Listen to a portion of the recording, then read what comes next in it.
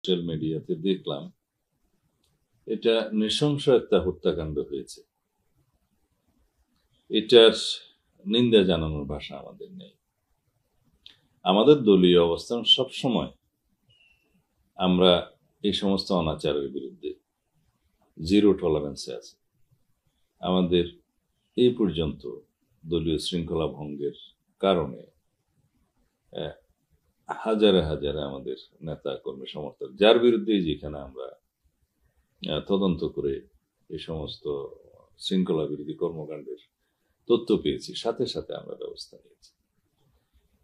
কিন্তু বিভিন্ন বিচ্ছিন্ন ঘটনারও দায় দায়িত্ব দলের উপরে চাপানোর একটা অপরাজনীতির আমরা দেখতে পাচ্ছি, এবং এটা আমার মনে হয় একটা নোংরা রাজনীতির চর্চা হতে পারে। যেখানে আমাদের দলের অবস্থান পরিষ্কার, সেই জায়গায় আমরা এই ঘটনার এত সিরিয়াস ব্যবস্থা নিয়েছি।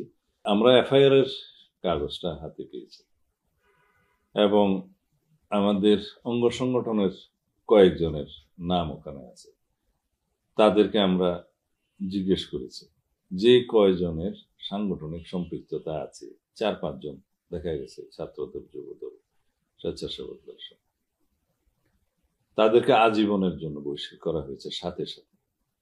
এবং আইন শৃঙ্খলা বাহিনীকে আমরা অনুরোধ করেছি যাতে তদন্ত করে যাদের সম্পৃক্ততা পাওয়া যাবে দলমত নির্বিশেষে সবার বিরুদ্ধে গ্রেফতার, তদন্ত এবং কঠোর আইনানুগ ব্যবস্থা নিশ্চিত করার জন্য বিচারের মাধ্যমে।